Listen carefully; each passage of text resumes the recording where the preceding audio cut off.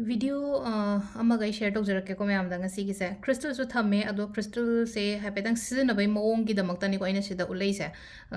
haidi si gi kana bana kaino kono adum bagi kem tan natta bida ko aduga amana ko haidi pot se ani thokna share tawge na tawbani ngasi se angangi haidi larik pa bu khot pada puning chang da bu khot ba yam haire ko adu sum koina tawbi ba ya ba se ke keno taw ya ba se kan se da koina kaino haitare ko photo gumba ko haidi photo se akhoi gi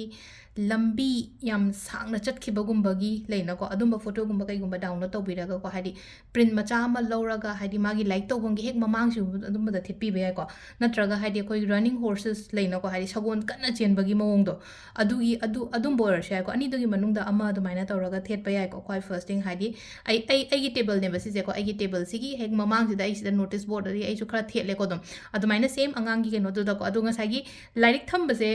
hek aina phami ba table ꯍꯦꯛ ꯃꯃꯥꯡꯗ ꯔꯦꯛꯀꯨꯝꯕ ꯊꯝꯕꯤꯒꯅꯣ ꯁꯥꯏꯠꯀꯨꯝꯕꯗ ꯊꯝꯃꯣꯀꯣ ꯑꯩ ꯁꯣꯝ ꯁꯥꯏꯠꯇ ꯊꯝꯃꯦ ꯑꯩ ꯂꯥꯏꯔꯤꯛ ꯀꯩꯀꯥ ꯊꯝꯕꯁꯦꯀꯣ ꯏꯁꯥꯒꯤ ꯑꯣꯏꯅꯁꯨ ꯍꯥꯏꯗꯤ ꯑꯩ ꯂꯥꯏꯛ ꯀꯩꯅꯣ ꯇꯧ ꯑꯉꯥꯡ ꯀꯩꯅꯣ ꯅꯠꯇ꯭ꯔꯒꯁꯨ ꯍꯥꯏꯗꯤ ꯁ꯭ꯇꯨꯗꯦꯟ ꯅꯠꯇ꯭ꯔꯒꯁꯨ ꯑꯩ ꯂꯥꯏꯔꯤꯛ ꯊꯝꯕꯁꯦꯀꯣ ꯑꯩꯒꯤ ꯍꯦꯛ ꯀꯣꯛ ꯃꯄꯥ ꯊꯝꯗꯕ ꯁꯥꯏꯠ ꯑꯃꯗ ꯊꯝꯕꯤꯕ ꯍꯥꯏꯇꯥꯔꯦꯀꯣ ꯃꯥꯏ ꯂꯥꯏꯔꯤꯛ ꯊꯝꯒꯦ ꯍꯥꯏꯔꯁꯨ ꯅꯥꯀꯟ ꯊꯝꯃꯣ ꯃꯃꯥꯡꯗ ꯑꯣꯔ ꯅꯠꯇ꯭ꯔꯒ ꯍꯥꯏꯗꯤ ꯃꯊꯛꯀꯨꯝꯕꯗ ꯊꯝꯗꯕ ꯅꯥꯀꯟꯒꯨꯝꯕꯗ ꯊꯝꯕꯤꯌꯨꯀꯣ ꯁꯤꯁꯤꯃ ꯂꯩꯔꯦꯀꯣ ꯍꯥꯏꯗꯤ ꯑꯩꯈꯣꯏ ꯁ꯭ꯇꯗꯤ ꯇꯦꯕꯜꯗ ꯀꯩꯀꯩ ꯁꯨꯝ ꯑꯉꯥꯡꯉꯩꯒꯤ ꯂꯥꯏꯔꯤꯛ ꯑꯃꯨꯛꯀ ꯍꯦꯟꯅ ꯀꯩꯅꯣ ꯇꯧꯕ ꯉꯝꯅꯕꯒꯤꯗꯃꯛꯇꯀꯣ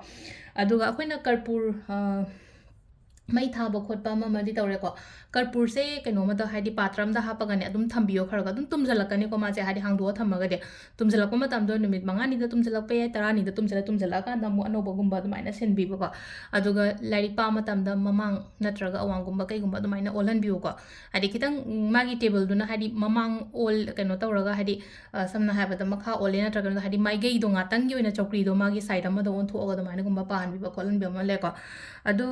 ꯑꯗꯨꯗꯨꯃ ꯂꯩꯔꯦꯀꯣ ꯑꯗꯨꯒ ꯍꯧꯖꯤꯛꯅꯀꯣ ꯍꯥꯏꯗꯤ ꯁꯦꯞꯁꯦ ꯑꯁꯤꯗ ꯑꯗꯨꯒꯤ ꯃꯇꯨꯡꯗ ꯑꯃꯨꯛ ꯈ꯭ꯔꯤꯁꯇꯜꯒꯤ ꯃꯇꯥꯡꯗ ꯍꯥꯏꯐꯦꯠ ꯂꯥꯛꯀꯦꯀꯣ ꯍꯥꯏꯗꯤ ꯈ꯭ꯔꯤꯁꯇꯜ ꯃꯇꯥꯡꯗ ꯀꯃꯥꯏ ꯍꯥꯏꯐꯦꯠ ꯂꯥꯛꯀꯦ ꯍꯥꯏꯕꯒꯤ ꯀꯩꯅꯣ ꯈ꯭ꯔꯤꯁꯇꯜ ꯊꯝꯕꯁꯦ ꯁꯦꯞꯇꯁꯨ ꯌꯥꯝꯅ ꯂꯩꯀꯣ ꯁꯦꯞꯇꯁꯨ ꯌꯥꯝ ꯂꯩ ꯍꯥꯏꯕꯒꯤ ꯑꯥꯊ꯭ꯔꯗꯤ ꯀꯩꯅꯣ ꯍꯥꯏ ꯀꯥꯟꯗ ꯁꯨꯝ ꯑꯩꯈꯣꯏꯅ ꯔꯣ ꯐꯣꯝꯒꯨꯝꯕ ꯀꯩꯒꯨꯝꯕ ꯊꯝꯕꯁꯦꯀꯣ ꯁꯤꯁꯦ ꯑꯩꯈꯣꯏꯅ ꯀ꯭ꯂꯁꯇꯔ ꯍꯥꯏꯅ ꯍꯥꯏꯀꯣ ꯍꯥꯏꯠꯁ ꯀ꯭ꯂꯁꯇꯔ ꯍꯥꯏꯇꯥꯔꯦ ꯈ꯭ꯔꯤꯁꯇꯜ ꯀ꯭ꯂꯁꯇꯔꯒꯨꯝꯕ ꯁꯨꯃꯥꯏꯅ ꯇꯧꯔꯒ ꯍꯥꯏꯗꯤ ꯔꯣ ꯐꯣꯝ ꯍꯥꯏꯇꯥꯔꯦꯀꯣ ꯀꯩꯝꯇ ꯅꯦꯆꯔꯦꯜ ꯁ꯭ꯇꯣꯟꯅꯦꯕ ꯁꯤꯁꯦꯀꯣ ꯁꯤ ꯊꯝꯕ ꯃꯇꯝꯗ ꯑꯩꯈꯣꯏꯗ ꯀꯩ ꯍꯥꯏꯗꯤ ꯍീലിꯡꯒꯨꯝꯕ ꯐꯕꯗꯣ ꯌꯥꯝꯅ ꯍꯥꯏꯇꯥꯔꯦꯀꯣ ꯍീലിꯡ ꯇꯧꯕ ꯍീಲಿꯡ ꯐꯕ ꯍꯥꯏꯔꯒꯗꯤ ꯏꯃꯣꯁꯅꯦꯜ ꯍീಲಿꯡꯅꯤ ꯈꯪꯗꯦ ꯅꯠꯇ꯭ꯔꯒ ꯍꯦꯜꯊꯀꯨꯝꯕ ꯀꯩꯒꯨꯝꯕ ꯍꯥꯏꯇꯥꯔꯦꯀꯣ ꯁꯤꯅ ꯍꯥꯏꯗꯤ ꯑꯩꯈꯣꯏꯒꯤ ꯄꯥꯏꯔꯥꯏꯠ ꯃꯌꯥꯝꯅ ꯂꯣꯏꯅ ꯑꯗꯨꯝ ꯂꯣꯏꯅ ꯑꯅꯝꯕꯅꯁꯨ ꯂꯧꯕꯤꯔꯝꯃꯅꯤꯀꯣ ꯑꯗꯣ ꯁꯤꯁꯤ ꯂꯩꯔꯦꯀꯣ ꯑꯗꯨꯒ ꯁꯤ ꯊꯝꯕ ꯌꯥꯏꯀꯣ ꯍꯥꯏꯗꯤ ꯑꯗꯨꯒ ꯑꯦꯃꯦꯊꯤꯁꯀꯤꯀꯣ ꯑꯦꯃꯦꯊꯤꯁꯀꯤ ꯀ꯭ꯂꯁꯇꯔꯒꯨꯝꯕ ꯊꯝꯕꯒꯤ ꯑꯦꯃꯦꯊꯤꯁ ꯀ꯭ꯂꯁꯇꯔꯗꯤ ꯌꯥꯝ ꯐꯩꯀꯣ ꯑꯉꯥꯡꯒꯤ ꯑꯣꯏꯅ ꯍꯥꯏꯔꯒꯁꯨꯀꯣ ꯑꯉꯥꯡꯒꯤ ꯁ꯭ꯇꯗꯤ ꯇꯦꯕꯜ ꯃꯆꯥ ꯁꯨꯒꯨꯝꯕꯁꯦ ꯑꯄꯤꯛꯄ ꯑꯃ ꯂꯧꯔꯒ ꯑꯗꯨꯃꯥꯏꯅꯒꯨꯝꯕ ꯊꯝꯕ ꯅꯠꯇ꯭ꯔꯒ ꯄꯤꯔꯥꯃꯤꯗ ꯊꯝꯒꯦꯔꯥꯀꯣ ꯍꯥꯏꯗꯤ ꯁꯤꯗꯅ ꯃꯃꯜꯁꯦ ꯈꯤꯇꯪ ꯍꯥꯏꯗꯤ 1 2 3 4 ꯑꯗꯨꯃꯥꯏꯅ ꯈꯤꯇꯪ ꯋꯦꯠꯇ ꯂꯥꯛꯄꯅꯤꯅ ꯁꯤꯅ ꯈꯔ ꯍꯦꯜꯂꯅꯤꯀꯣ ꯏꯆꯝ ꯆꯝꯕ ꯄꯤꯔꯥꯃꯤꯗꯀꯨꯝꯕ ꯁꯤꯒꯨꯝꯕ ꯊꯝꯕꯤꯔꯁꯨ ꯌꯥꯏꯕ ꯄꯤꯔꯥꯃꯤꯗ ꯊꯝꯕꯁꯦꯀꯣ ꯍꯥꯏꯗꯤ ꯁꯤꯗꯀꯣ ꯍꯥꯏꯗꯤ ꯁ꯭ꯇꯨꯗꯦꯟꯠꯒꯤ ꯑꯣꯏꯅꯗꯤ ꯌꯥꯝ ꯐꯩꯀꯣ ꯃꯣꯏꯒꯤ ꯑꯦꯅꯔꯖꯤꯁꯦ ꯌꯥꯝꯅ ꯄꯣꯖꯤꯇꯤቭ ꯑꯣꯏꯕ ꯍꯥꯏꯇꯥꯔꯦꯀꯣ ꯉꯁꯥꯏ ꯑꯉꯥꯡꯉꯩ ꯀꯩꯒꯤ ꯑꯣꯏꯅ ꯍꯥꯏꯇꯥꯔꯦꯀꯣ ꯑꯦꯅꯔꯖꯤꯁꯦ ꯄꯣꯖꯤꯇꯤቭ ꯑꯣꯏꯔꯒꯗꯤ ꯉꯁꯥꯏ ꯂꯥꯏꯔꯤꯛ ꯄꯥꯕ ꯈꯣꯠꯄꯗ ꯃꯣꯏꯗ ꯃꯄꯨꯛꯅꯤꯡꯗꯣ ꯑꯃꯨꯛꯀ ꯍꯦꯟꯅ ꯆꯪꯉꯤꯗꯅꯀꯣ ꯑꯗꯨꯗꯨꯅꯅꯤꯀꯣ ꯑꯗꯒꯤ ꯔꯥꯎꯟ ꯈ꯭ꯔꯤꯁꯇꯜ ꯀꯥꯏ ꯍꯥꯏꯔꯁꯤꯀꯣ ꯑꯗꯨ ꯇꯥꯔꯒꯗꯤ ꯑꯩ ꯕ꯭ꯔꯦꯁꯂꯦꯠ ꯁꯤꯔꯤꯁꯦ ꯀꯥꯟꯅꯔꯔꯣꯏꯗ꯭ꯔꯥ ꯀꯥꯏꯅ ꯍꯥꯏꯔꯒꯗꯤ ꯔꯥꯎꯟ ꯈ꯭ꯔꯤꯁꯇꯜꯉꯩꯁꯤꯅꯀꯣ ꯏꯃꯣꯁꯅꯦꯜ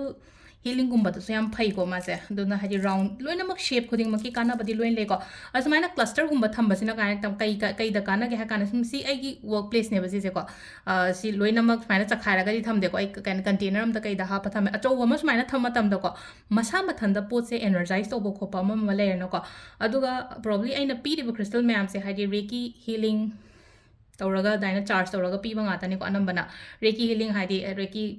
ꯃꯁꯥꯒꯤ ꯑꯣꯏꯅ ꯑꯩꯅ ꯇꯝꯃꯨꯕꯒꯤ ꯍꯥꯏꯇꯥꯔꯦꯀꯣ ꯇꯝꯃꯨꯕꯒꯤ ꯍꯥꯏꯗꯤ ꯈ꯭ꯔꯤꯁꯇꯜꯁꯦ ꯗꯤꯁꯄꯥꯏꯁ ꯇꯧꯗ꯭ꯔꯤꯉꯩꯗ ꯈꯣꯠꯇ꯭ꯔꯤꯉꯩꯗ ꯍꯥꯏꯗꯤ ꯍീಲಿꯡ ꯍꯥꯏꯗꯤꯀꯣ ꯑꯩꯈꯣꯏꯒꯤ ꯈ꯭ꯔꯤꯁꯇꯜꯁꯤꯡꯁꯦ ꯆꯥꯔꯖ ꯇꯧꯔꯅꯤ ꯑꯗꯨꯒꯤ ꯃꯇꯨꯡꯗ ꯗꯤꯁꯄꯥꯏꯁ ꯇꯧꯔꯦ ꯑꯗꯣ ꯉꯁꯥꯏꯒꯤ ꯈꯨꯠꯁꯦ ꯃꯈꯜ ꯃꯌꯥꯝ ꯁꯣꯛꯑ ꯂꯥꯛꯄꯅꯤꯅ ꯑꯗꯨꯅ ꯍꯥꯏꯗꯤ ꯌꯧꯔꯀꯥꯟꯗ ꯑꯩ ꯑꯃꯨꯛꯇꯪ ꯈ꯭ꯔꯤꯁꯇꯜꯁꯦ ꯗꯤꯂꯤꯚꯔ ꯇꯧꯔꯀꯥꯟꯗ ꯑꯩꯅ ꯂꯣꯏꯅꯃꯛ ꯔꯦꯁꯄꯣꯟꯁ ꯄꯤꯕ ꯉꯝꯗꯕꯅꯤꯅ ꯑꯩ ꯍꯥꯏꯐꯦꯠꯇꯪ ꯍꯥꯏꯔꯝꯃꯒꯦꯀꯣ ꯆꯥꯝꯊꯣꯛꯑꯣ ꯏꯁꯤꯡ ꯑꯁꯦꯡꯕꯗ ꯐꯖꯅ ꯆꯥꯝꯊꯣꯛꯑꯣ ꯑꯗꯨꯒ ꯑꯗꯨꯝ ꯁꯤꯕꯤꯕ ꯌꯥꯏꯀꯣ ꯍꯥꯏꯗꯤ ꯅꯨꯄꯥꯒꯤꯅ ꯑꯅꯝꯕꯅ ꯌꯦꯠꯀꯨꯝꯕꯗ ꯁꯤꯔꯣ ꯅꯨꯄꯤꯒꯤꯅ ꯑꯣꯏꯗ ꯁꯤꯌꯣꯀꯣ ꯑꯗꯨꯒ ꯍꯟꯗꯛꯀꯤ ꯄꯥꯏꯔꯥꯏꯠ ꯀꯣꯝꯕꯣ ꯂꯧꯕ ꯃꯌꯥꯝ ꯍꯥꯏꯇꯥꯔꯦꯀꯣ ꯄꯥꯏꯔꯥꯏꯠ ꯀꯣꯝꯕꯣ ꯁꯤꯒꯤꯁꯤꯅꯦ ꯑꯣꯏꯅ ꯄꯤꯁꯦꯀꯣ ꯍꯥꯏꯗꯤ ꯁꯤ ꯑꯗꯨꯝ ꯕꯦꯁ ꯈ꯭ꯔꯤꯁꯇꯜꯅꯤꯀꯣ ꯍꯥꯏꯗꯤ ꯁꯤꯁꯦ ꯍꯥꯏꯗꯤ ꯁꯤꯗꯗꯤ ꯑꯃꯨꯛ ꯀꯩꯅꯣ ꯇꯧꯋꯦꯀꯣ ꯍꯥꯏꯗꯤ ꯃꯦꯠꯀꯨꯝꯕ ꯀꯩꯒꯨꯝꯕ ꯂꯩꯀꯣ ꯍꯥꯏꯗꯤ ꯁꯤꯒꯨꯝꯕꯁꯤꯅ ꯃꯦꯠꯅꯦ ꯁꯤꯅ ꯈꯤꯇꯪ ꯀꯣꯇꯦꯠ ꯑꯣꯏꯕ ꯑꯗꯣ ꯁꯤꯁꯨ ꯅꯦꯆꯔꯦꯜ ꯈ꯭ꯔꯤꯁꯇꯜ ꯉꯥꯛꯇꯅꯦꯀꯣ ꯑꯗꯣ ꯁꯤꯒꯤ ꯀꯩꯅꯣꯁꯦꯀꯣ ꯑꯩꯈꯣꯏꯒꯤ ꯁꯤꯁꯦ ꯅꯨꯄꯥꯒꯤ ꯑꯣꯏꯔꯒꯅ ꯌꯦꯠꯇ ꯁꯤꯔꯣ ꯅꯨꯄꯤꯅ ꯑꯣꯏꯔꯒꯅ ꯂꯦꯐꯇ ꯀꯩꯅꯣꯗ ꯑꯣꯏꯗ ꯁꯤꯔꯣꯀꯣ ꯈꯨꯗꯣꯞꯁꯨ ꯍꯪꯉꯛꯄ ꯌꯥꯏꯀꯣ ꯈꯨꯗꯣꯞꯅ ꯀꯗꯥꯏꯗ ꯁꯤꯗꯣꯏꯅꯣ ꯍꯪꯉꯛꯄ ꯌꯥꯏꯀꯣ ꯈꯨꯗꯣꯞꯁꯦ ꯈꯔ ꯄꯤꯛꯄꯁꯨ ꯌꯥꯎꯕꯅꯦ ꯑꯆꯧꯕꯁꯨ ꯌꯥꯎꯕꯅꯦꯀꯣ ꯑꯗꯨꯝ ꯍꯥꯏꯗꯤ ꯀꯛꯄ ꯈꯣꯠꯄ ꯇꯧꯕ ꯌꯥꯕꯅꯦꯀꯣ ꯂꯣꯏꯅꯃꯛ ꯍꯥꯏꯗꯤ ꯁꯨꯃꯥꯏꯅ ꯂꯣꯏꯅ ꯂꯥꯛꯄꯅꯤꯅ ꯁꯨꯃꯥꯏꯅ ꯑꯣꯏꯅ ꯄꯤꯔꯦꯀꯣ ꯑꯗꯨꯝ ꯀꯣꯝꯕꯣ ꯁꯥꯕ ꯃꯇꯝꯗ ꯈꯨꯅꯤꯡꯗꯧꯗ ꯁꯤꯕꯤꯌꯣ ꯈꯨꯅꯤꯡꯗꯧꯗ ꯁꯤꯕ ꯌꯥꯏꯀꯣ ꯈꯨꯅꯤꯡꯗꯧꯗ ꯁꯤꯕ ꯌꯥꯏ ꯈꯨꯗꯣꯝꯕꯤꯗ ꯁꯤꯕ ꯌꯥꯏ ꯈꯨꯗꯣꯝꯕꯤꯗ ꯁꯤꯕ ꯃꯇꯝ ꯂꯥꯛꯈꯤꯅꯤꯀꯣ ꯍꯥꯏꯗꯤ पैसासे फजना आई सेटिस्फैक्शन की मतुंग इना हेन थोएना खलसेबा अदुगी मतमदोदी आई खुदोंबिदा सियोबा हौजिकती आइदो पामे हाइदि आई दरकार यामना लैये आइदो रिसीव तौबा नत्रगा हाइदि आइंगोंदा लाहनिंगबगी कैनो ओइदोनेबा हजिकसिनाको अदो मतम अमदा लैनाको हाइदि आइसे लेम पाना थोए नत्रगा हाइदि लेम पाना कोनरे खोलेना हाइरगदि खुदोंबिदा कैदा हाइदि सिबा यायबको अदो हजिकि मीनवाइल आइदो स्ट्रगल तौरिबने पैसागी दमकता कैगी हाइरगदि को खुनिंग दौसेको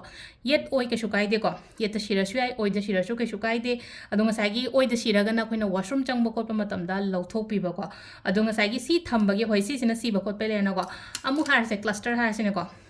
सी सुगुम्बा नतेको कोम्बोदा पिबदुना हाइदि खितंग सीसे ओइना पिरेको हाइदि सिना मो खोइना इना खितंग पेरुगी खितंग हाइ ममंग हारि खितंग सी मक्ति लारोइको सी पिबनेको सिगी नेचुरल खोइगी पाइरेटसेको अदो सी पिबसिदा सीसे कमाइन तौगदा चामथोपियो सु चप मानना इसिंग असेंगबदा चामथोपियो अदुगा थंबगी मोंगसे खोइगी पात्रमदा हापगको लिगलिगी तेंकोट मचा अमा हारसनेको लिगलिगी तेंकोट सुगुम्बा तेंकोट मचा अमा लौरो चेंग खतंग हापो मखादा चेंग खतंग हापो अदुगी मथक्ता आइगी पाइरेटसे थमोबा चेंग सुजुको पैसा अट्रैक्ट तौवेको हाइदि अदुदुना आइना चेंगुम्बा मखादा हापोजे चेंग खरा हापनी अदुगा मथक थमो अदो चेंगदो मरक्ता अदुम तिन चंगप खोलकपा लेरगदि सिंदोपियो अदुगी चेंगदोको अदुमाइन तौबा यायको अदो सिगी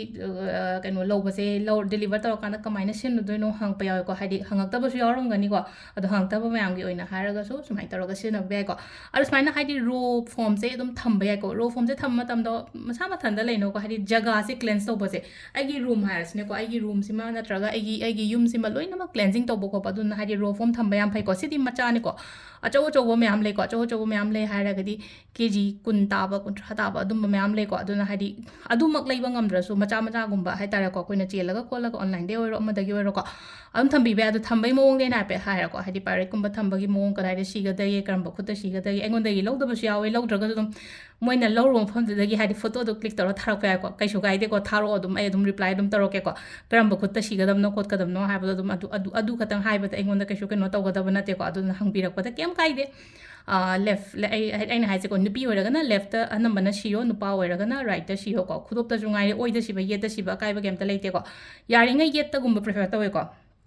adi oiji de mo nai je washroom changmo ko pato bana nuai te habagi ado sida leire ko khoi table angang gi study table da ke to ya ga da ke thamba ya ga da ke to crystal karam ba crystal ko pyramid thamo angang gi de ko pyramid kumba thamba ya cluster gumba thamba ya ko loina ma ado sida leire ko hi ase video se thank you